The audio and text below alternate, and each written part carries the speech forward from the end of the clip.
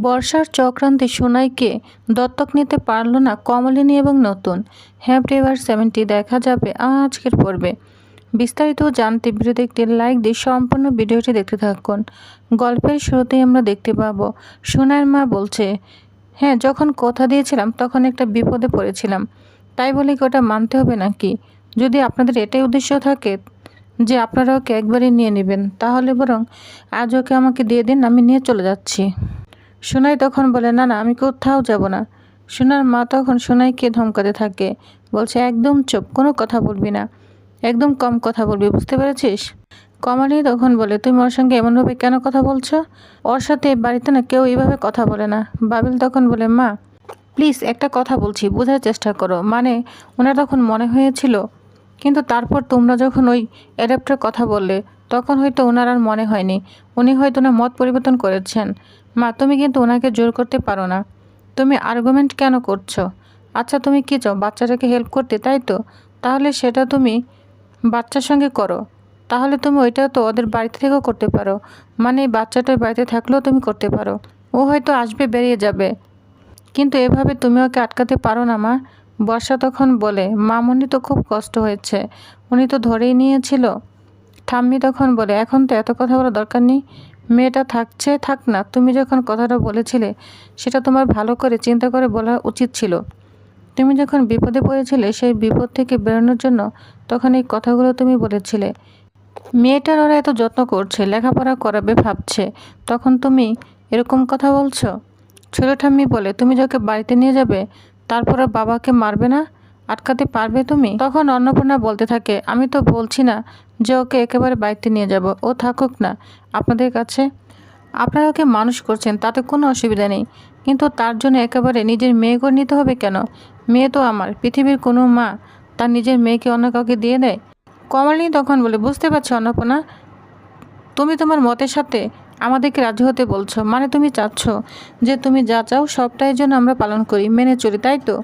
নতুন তখন বলে, তুমি সেদিন জনজন লোকের কাছে সাহায্য চেয়েছিলে যাতে তোমার বাচ্চাকে কেউ আশ্রয় দেয়, কেউ সাহায্য করেনি, আমরা করেছিলাম। তুমি কিন্তু সেদিন বলেছিলে যে না, আমরা বরাবরের মতো বাচ্চাটাকে নিয়ে নেই। আচ্ছা, সেদিন যদি আমরা এই কাজটাই করতাম তাহলে কি তুমি এখন জোর করতে পারতে? তখন কিন্তু তোমার বলার মতো কিছুই ছিল না, কিন্তু আমরা ভদ্রলোক তাই সেরকম কথা বলিনি। আজকে তুমি বলছো বাচ্চাটাকে নিয়ে যাবে। দেখো, আমরা যা করতে চাচ্ছি বাচ্চাটার ভালোর জন্যই করতে চাচ্ছিলাম, কিন্তু তুমি যদি রাজি না হও তাহলে কিন্তু আমরা তোমাকে জোর করতে পারবো না। কিন্তু এই কথাটা না মনে থাকবে, বুঝতে পেরেছ? বর্ষা তখন সোনাইকে বলে, আহারে, বেচাটা ভয় পেয়ে গিয়েছে, তুমি এসো, আমার কাছে এসো। তখন সোনাই বলে, আমি তোমার কাছে যাব না, তুমি খুব পচা, খুব খারাপ। বর্ষা তখন বলে, কিরে, তুই আমার সঙ্গে এমন ব্যবহার কেন করছিস? বোবলাই তখন বলে, কিরে, এ কেমন ব্যবহার? বাড়ির সবার সঙ্গে একরকম ব্যবহার আর বৌদির সাথে অন্যরকম ব্যবহার, এটা তো ঠিক নয়।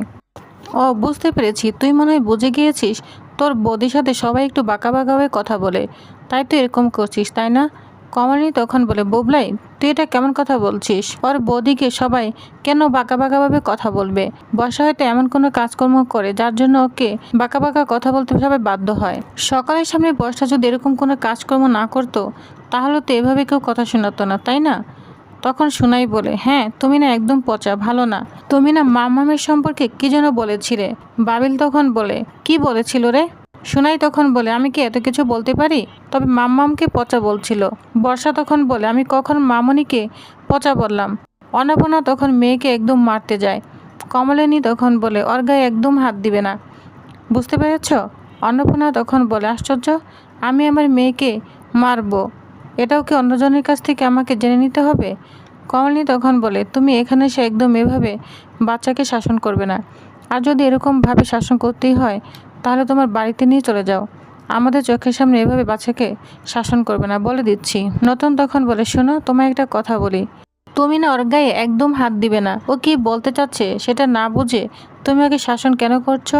নিশ্চয়ই তোমরা কমলিনীর বিরুদ্ধে উল্টাপাল্টা কথা বলছিলে, ওর বিপক্ষে কথা বলছিলে। ও সেটা ভাষায় প্রকাশ করতে পারছে না, আর বুঝতে তো পারছে, সেজন্য এরকম রিয়াক্ট করেছে, বুঝতে পেরেছো?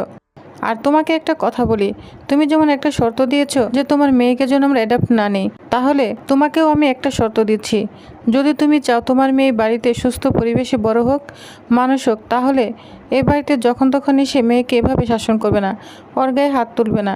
এই শর্তে যদি তুমি রাজি থাকো তাহলেই তোমার মেয়ে আমাদের সঙ্গে থাকবে, বলো তুমি রাজি?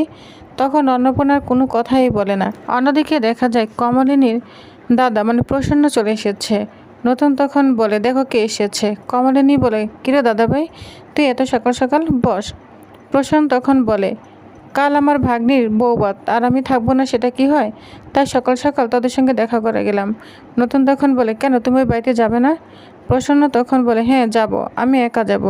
নতুন তখন বলে, কেন একা যাবে কেন? সবাইকেই তো ইনভাইট করা হয়েছে। প্রসন্ন তখন বলে, হ্যাঁ সবাইকে ইনভাইট করা হয়েছে, বাবার সেটা ভালো নয়, সবাই বোধহয় যেতে পারবে না, আমি একাই যাব। আচ্ছা তোমরা তো মিঠির বাড়িতে তত্ত্ব পাঠাবে, আমিও কন্ট্রিবিউট করতে চাই, মিঠির বিয়েতে আমিও কিছু দিতে চাই। নতুন তখন বলে, তুমি তো অলরেডি দিয়ে দিয়েছ। প্রসন্ন বলে, হ্যাঁ দিয়েছি, আমার একমাত্র ভাগ্নি, আবারও দিব, তাতে সমস্যা কোথায়? কমলিনী তখন বলে, দরকার নেই, তোর তো অনেক খরচাপাতি আছে দাদা। প্রসন্ন তখন বলে, বুড়ি, মো আমার মেয়ে, মোর কথা বলছি। মো কবে বিয়ে করবে আমি জানি না, কবে দেশে ফিরবে সেটাও আমি জানি না, মো দেশে ফিরবে কি না সেটাও জানি না, আর দেশে ফিরে বিয়ে করবে কি না ওইটাও তো বলতে পারবো না, কারণ ও তো কিছু জানেনি আমাদের। মোর বিয়ে দেওয়ার সুযোগটা আমি পাবো কিনা সেটা বলতে পারি না। তবে মিঠি তো আমাদেরই মেয়ে, মেয়ের মতো আমার। এত দুর্যোগ এত অশান্তির পর ওরা মিলেছে, আমি খুব খুশি হয়েছি, খুব আনন্দ পেয়েছি। কমলিনী তখন বলে, হ্যাঁ ওরা না খুব ছোটো করেই করছে, জানিস তো, বড় করে অনুষ্ঠান করছে না। আসলে এটা তো হওয়ারই কথা ছিল, তারপর তো জানিস ভুল বোঝাবুঝি ঘটনাচক্রে হলো না, সেজন্য এখন আর ছোটো করেই করবে, বড় করে করবে না। ওই যে ওদের বাড়ির লোকজন, আত্মীয়স্বজন, আর আমরা কয়েকজন। প্রসন্ন বলে, ছোট হোক আর বড় হোক, আমি ছোটতেও যাব বড়তেও যাব। নতুন তখন বলে, আচ্ছা তোমার কি হয়েছে বলো তো, আজকে তো অফিস কামাই করেছো, অফিসেও যাওনি। প্রসন্ন তখন বলে, হ্যাঁ আজকে অফিসে যাচ্ছি না। নতুন তখন বলে, এজন্যই তো বলছি, কি হয়েছে তোমার, তোমার মুখটা না শুকনো দেখাচ্ছে। কমলিনী তখন বলে, দাদা তোর মুখটা না শুকনো দেখাচ্ছে, কি হয়েছে বল না। নতুন তখন বলে, তোমার এতক্ষণে মনে হচ্ছে, আমি তো সেই কখন থেকেই দেখছি ওর মুখটা শুকনো শুকনোই লাগছে, নিশ্চয়ই খাওয়া দাওয়া হয়নি, ওকে একটু খেতে দাও। প্রসন্ন তখন বলে, ঠিক আছে। আচ্ছা বাড়ির সবাই কোথায়? বাড়িটা কেমন যেন চুপচাপ লাগছে। নতুন তখন বলে, সবাই অফিসে চলে গিয়েছে, আর আমিও আজকে অফিসে যাইনি।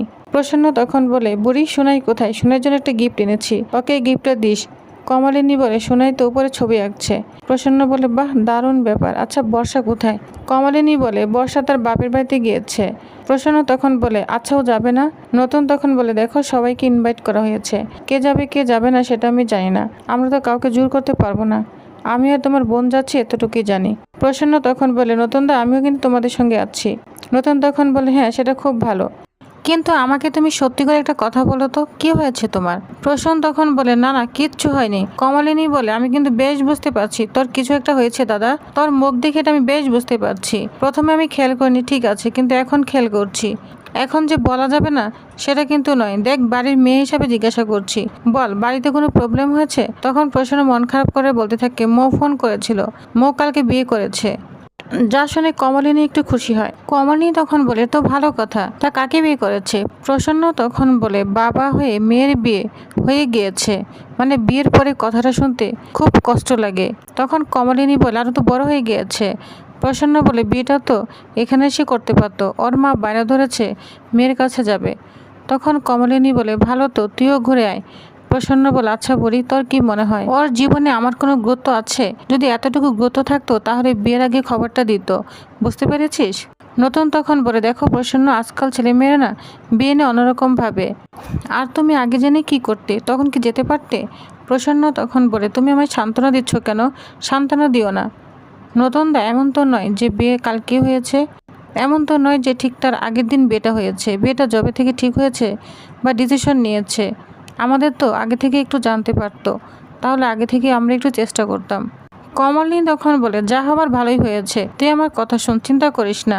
বিদেশে তো একা থাকতো মৌ, তখন তো খুব চিন্তা করতি, এখন তো সঙ্গী পেয়েছে, সেদিক দিয়ে তো আর কোনো চিন্তা নেই, তুই বরং ব্যাপারটাকে পজিটিভ নিয়ে ভাব। প্রসন্ন তখন বলে, কাকে বিয়ে করেছে আমি তো জানি না, যতটুকু জেনেছে একজন ফরেনকে বিয়ে করেছে, আমি কোনো কথা বলিনি ওর সঙ্গে। নতুন তখন বলে, অভিমান হয়েছে, বুঝতে পেরেছি, মেয়েটাকে তো বড্ড ভালোবাসতে, একটা সময় দেখো সব ঠিক হয়ে যাবে, আমি বলি কি তোমরা একবার ঘুরে আসো।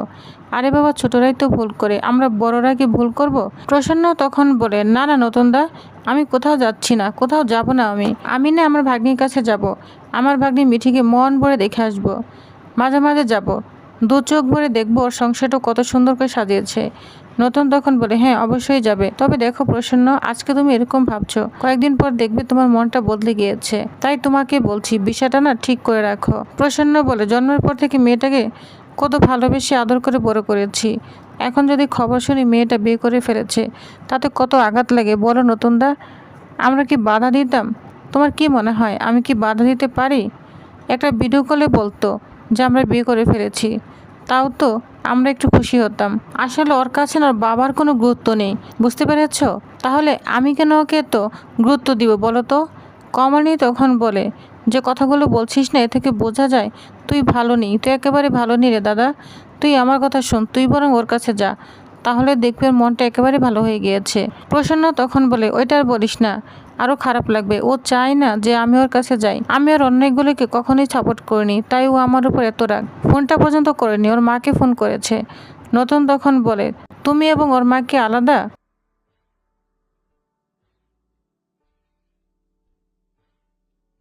প্রসন্ন তখন বলে, এভাবে বলো না, তুমি নিজেকে আমার জায়গায় প্লেস করে দেখো, তাহলে দেখবে তোমার কত কষ্ট লাগছে। নতুন তখন বলে, জানি তোমার খারাপ লাগছে, খারাপ লাগারই কথা, কিন্তু সব কি আমাদের হাতে থাকে বলো? আমাদের কাজ ছেলে মেয়েদের মানুষ করে দেওয়া, নিজের পায়ে দাঁড় করিয়ে দেওয়া, ব্যাস।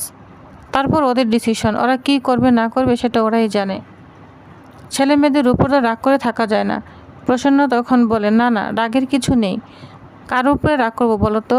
রাগ করার কোনো জায়গাই তো নেই।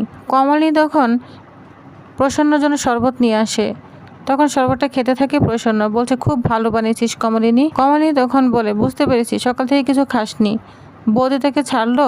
প্রসন্ন তখন বলে, না আমি বলে আসিনি, তবে বেরিয়েছি দেখেছে, কোথায় যাচ্ছি সেটা জানে না। কমলিনী বলে, আমি বলি কি মাকে একটা ফোন করে দিই যে তুই এখানে আছিস। প্রসন্ন তখন বলে, না না দরকার নেই, আমি চলে যাব। নতুন তখন বলে, একদম যাবে না, খাওয়া দাওয়া করে বিশ্রাম নিবে, তারপর যাবে, বুঝতে পেরেছ? প্রয়োজন হলে আমরা যাব। প্রসন্ন বলে, ভয় পাচ্ছ?